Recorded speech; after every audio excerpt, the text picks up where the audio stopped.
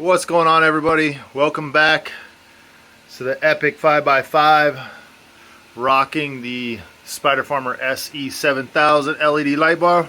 So getting away from those colder temperatures, we're finally starting to have some warmer temps come in, kind of stabilize a little bit, and it's definitely helping out the plants a lot. We had a really strange winter. It was super cold. It hindered a lot of things, so just kind of give you guys, the full assessment here. Things are going good. We do have our Spider Farmer carbon filter and Vortex, Spider Farmer Vortex type fan right there. And up here we have our Spider Farmer control module. You can get all this stuff off of their website. I'll leave links to everything in the description below. But what's going on in this video? Okay, I finally got everything transplanted. We got pests, our preventative pest strips here. I have just now, added this scrog net. So we're going to push forward with just kind of crunching these things down, getting them hunkered, and we're going to start our lateral growth.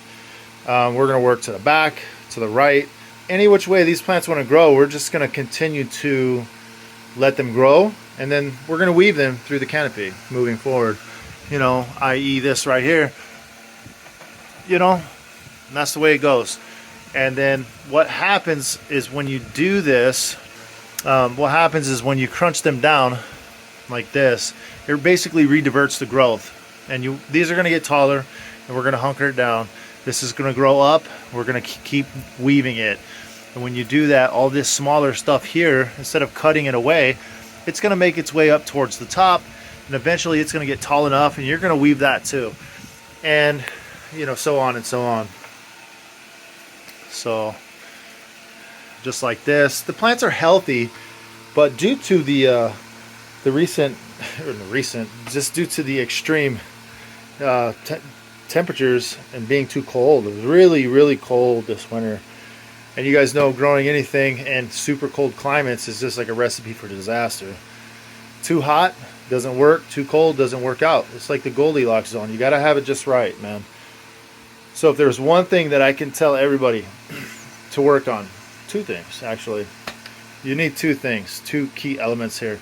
One is patience. You got to have patience. No grow is going to be absolutely perfect.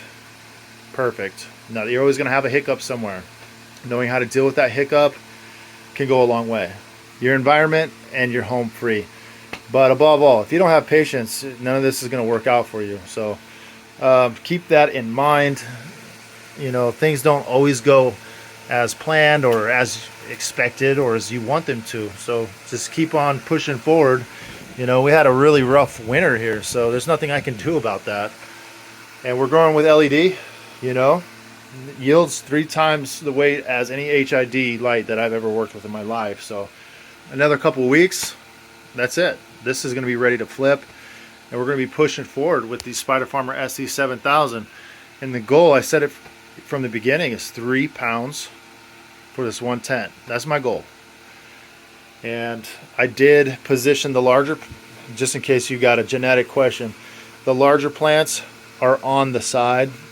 The more squatter plants right here, this is, across of mine, this is Northern Lights. This is an OG cross. This is another OG cross. I haven't released those beans, just in case you're wondering. Still considering to do that in the future, but it's a process, so, But in the meantime, over the next couple of weeks, as these grow, I'm going to do exactly what you're seeing right here. Can separate these branches, let them grow, and grow up, and then tuck them back in, and see it like this. That deserves to be right there. Boom. And these are kind of stretched out already, kind of like that. Open them up. You really want to open them up like a goblet style. That way the light can make its way to the center of that plant. And then the center of that plant growth structure can start to come up and basically act as the top of the plant. And once it gets tall enough, you can tuck that again. I did have a question How many times do I top? I top and I top and I top. Anytime there's new growth, I top. See, there's a top right here. All you're looking to remove when you're topping is this little tiny thing right here. When you're growing smaller, when you're starting from a smaller plant, this is all you're looking to remove. This plant is topped. Sorry, I don't have a tripod to do this while we're talking, so I'll hold this camera right now. It's just me today, guys. All right, just kind of open this one up a little bit, give it some room. You really want that goblet style. You really want to spread it out as much as possible. You can absolutely get this scrog net down lower, but I'm happy right here. These plants are going to start growing up right, and I'm going to continue to work that lateral growth, you know, through the net right there. We're just gonna roll it off. Pretty simple process. Show you what I did here. Just took that off. Get to this one too right here. And this is what I'm talking about when it comes to topping. How many times do I top? Well, I just topped this one plant like, I don't know, 8 times. So now it's got 16 additional, you know, branches and limbs that are gonna grow from those points, and they're gonna turn into, you know, additional, you know, structures of the plant that are gonna produce more and more and more and more colas. That's how we fill up this canopy. If I was to flip right now, there's absolutely no way without topping that I'm going to achieve 3 pounds within this 5x5 tent. Yeah, there's one right there that could be topped. Again, now, do I count this as a topping session? No, not really. I consider this just like general maintenance. The next time I come in here to give them water or feeding, depending on what I see taking place in the growth, how fast, how slow, what do the leaves feel like, what color are they, yellow or are they green, are they lime green?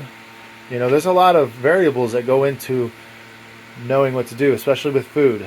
One of the most common mistakes, besides not having enough patience and not paying enough attention to your environment when you're growing, is too much food, too much fertilizer.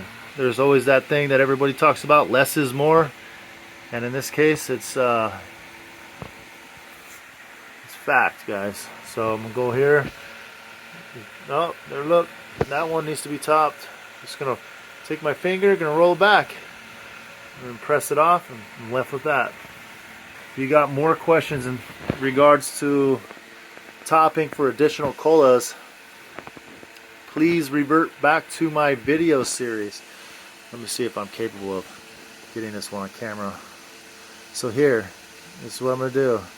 Put my, it's the most awkward angle ever. This is my middle finger. I'm gonna just roll this back.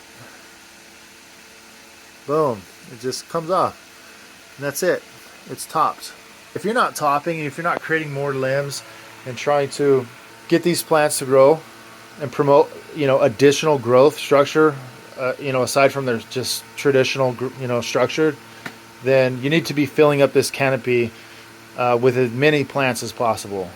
You can fit, I don't know, probably 100 1-gallon pots in here. If you're really looking to just, you know, go from start to finish without any veg time, you could do that, but then you're 100 plants deep, and that's a federal charge right there. So it's all up to you.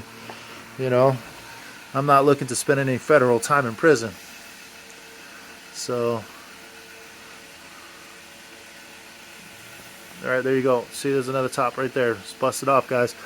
We're just trying to teach how to do this the legal way without having any problems, and still you're still capable of harvesting more than if you were to have 100 plants in here in 1-gallon pots. But if you were to take that route, I would suggest doing a 5x5 in this specific tent, a 5x5 flood and drain table on the ground, and just water by hand. You know, flood it out with a wand every day, a couple times a day. However you want to set it up. If you want to get more automatic, you can add, you know, additional timers, PVC, some spray bars, just make it automated. But I like to, in a situation like this where we're just in a 5x5 tent, I like to be more hands-on. This is a hands-on, you know, setup here. Now if you got like 12 of these, 12 tents, you know, 12 lights, I understand. You're definitely going to want something more automated. It helps save you time. See, there's one right here that could be popped off. I'm just going to bend it back, and that's it. Okay, so that head, just need to roll back. Just roll it, put your finger on top of it and roll it right off. Snap that bitch off. Just like that. Boom. It's gone. Everything in this grow tent is made by Spider Farmer.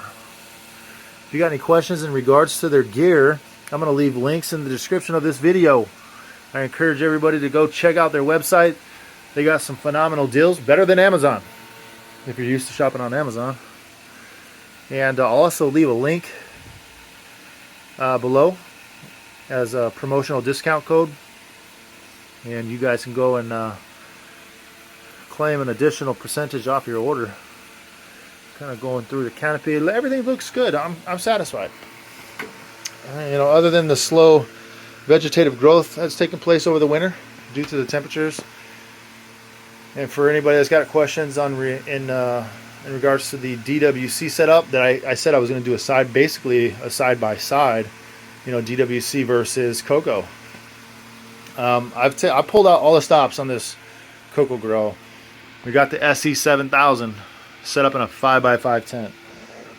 Is it a big light? Is it too big for this tent? I even got this question. It's not too big for this tent. It's actually a really, as far as the perimeter and the light that it drops down on the canopy, it's a perfect square footage light for this tent.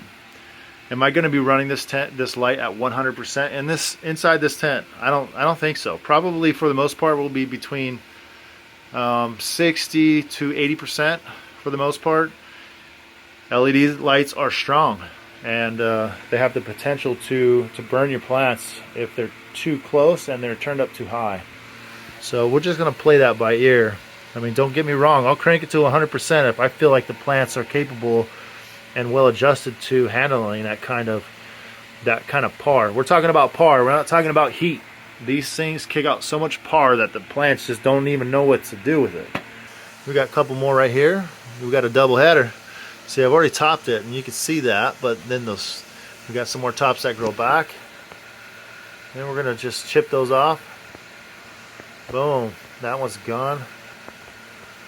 And now these two tops are gonna be 4 tops. Every time you top, it doubles and it doubles and it doubles. So that's the approach. That is what we're looking to do. We want to create this entire canopy full of vegetative growth, or pretty close to it. I did, you know, knowingly put the more squatty plants in the center. I already know that they grow slower. That's just the nature of this strain. And these ones here on the outside, they grow much faster. So I'll be able to do what I want with these ones, going back and forth, up the wall, up the side here. I'm telling you, we're going all the way with this. I just needed to stay warm. Right now we're with the LED, we're at 76, and ideally I need to be at 82. So I'm still not in ideal conditions for LED. So like I said again, environment, and patience. All right, guys, that's all I got for you guys tonight. All right, you guys take it easy, be blessed. I'll catch you in the next one. Peace. Higher Hybrid. Woo.